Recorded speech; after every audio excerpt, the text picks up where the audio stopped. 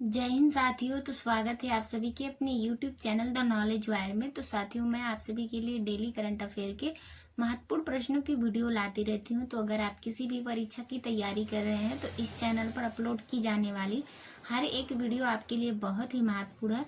तो चलिए आगे बढ़ते हैं अपने 27 सितंबर के आखिरी प्रश्न को रिवीजन करते हुए, और फिर आगे बढ़ेंगे अपने 28 सितंबर को प्रश्न को लेकर। तो फटाफट से आगे बढ़ते हैं। तो ये रहा हमारा 27 सितंबर का आखिरी प्रश्न। तेलंगाना सरकार द्वारा शुरू किए गए किसान हितैषी पोर्टल का नाम क्या है? तो इनमें से जो हमारा सही आंसर हो जाएगा साथियों, ऑप्शन नंबर सी है रायथू बंधु। तो आगे बढ़ते हैं फटाफट से अपने 28 सितंबर के प्रश्न की तरफ। तो ये रहा हमारा 28 सितंबर का पहला प्रश्न।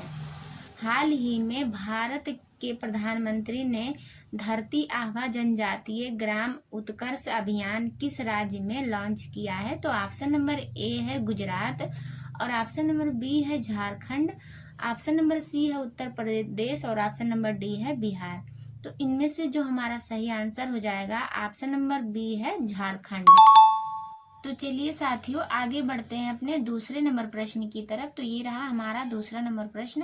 कैमूर वन्य जीव अभ्यारण्य किस राज्य में स्थित है? तो ऑप्शन नंबर ए है बिहार, और ऑप्शन नंबर बी है झारखंड, ऑप्शन नंबर सी है उड़ीसा, और ऑप्शन नंबर डी है हरियाणा।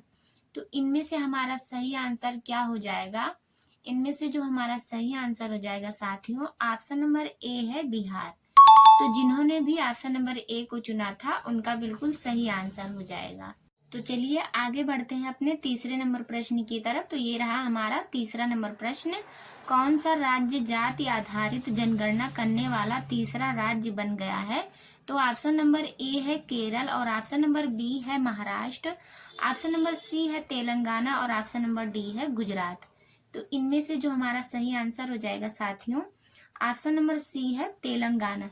तो कितने लोगों ने ऑप्शन नंबर सी को चुना था, कमेंट करके जरूर बताना। तो चलिए आगे बढ़ते हैं अपने चौथे नंबर प्रश्न की तरफ। तो ये रहा हमारा चौथा नंबर प्रश्न। ऑस्ट्रेलिया में वेंडिगो इंटरनेशनल चैलेंज में महिलाओं की सिंगल्स का खिताब किसने जीता है? तो ऑप्शन नंबर ए है आकर्षित कश्यप, ऑप्शन नंबर बी है अस्मिता चालिहा, ऑप्शन नंबर सी है तान्या हेमंत, और ऑप्शन नंबर डी है मानसी जोशी। तो इनमें से जो हमारा सही आंसर हो जाएगा साथियों, ऑप्शन नंबर बी है अस्मिता चालिहा। तो जिन्होंने भी ऑप्शन नंबर बी को चुना था उनका बिल्कुल सही आंसर हो जाएगा। अब हम आगे बढ़ेंगे अपने पांचवें नंबर प्रश्न की तरफ। तो ये रहा हमारा पांचवा नंबर प्रश्न। स्कर्वी रोग का मुख्य कारण क्या है जो हाल ही में खबरों में देखा गया था? तो ऑप्शन नंबर ए है कैल्शियम की कमी, और ऑप्शन नंबर बी है विटामिन सी की कमी, ऑप्शन नंबर सी है विटामिन ए की कमी, और ऑप्शन नंबर डी है लौह तत्व की कमी। तो इनमें से हमारा सही आंसर क्या हो जाएगा, आप लोग मुझे कमेंट करके बताना। तो आगे बढ़ते हैं अपने छठवें नंबर प्रश्न की तरफ। तो ये रहा हमारा छठा नंबर प्रश्न। मुडवृद्धि में आयोजित 14वीं द्विवर्षीय झील सम्मेलन का विषय क्या है? तो ऑप्शन नंबर ए है मानव कल्याण के लिए अर्धभूमि, और ऑप्शन नंबर बी है जैव विविधता प्रबंध, ऑप्शन नंबर सी है जल संरक्षण रणनीतियां, और ऑप्शन नंबर डी है पारिस्थितिकी तंत्र पुनर्स्थापन। तो इनमें से जो हमारा सही आंसर हो जाएगा साथियों, ऑप्शन नंबर ए है मानव कल्याण के लिए अर्धभूमि। तो जिन्होंने भी ऑप्शन नंबर ए को चुना था उनका बिल्कुल सही आंसर हो जाएगा। तो फटाफट से आगे बढ़ते हैं अपने सातवें नंबर प्रश्न की तरफ। तो ये रहा हमारा सातवां नंबर प्रश्न। तिहार त्योहार मुख्य रूप से किस देश में मनाया जाता है? तो ऑप्शन नंबर ए है बांग्लादेश, और ऑप्शन नंबर बी है नेपाल, ऑप्शन नंबर सी है भूटान, और ऑप्शन नंबर डी है म्यांमार। तो इनमें से जो हमारा सही आंसर हो जाएगा साथियों, ऑप्शन नंबर बी है नेपाल। तो कितने लोगों ने ऑप्शन नंबर बी को चुना था, कमेंट करके जरूर बताना।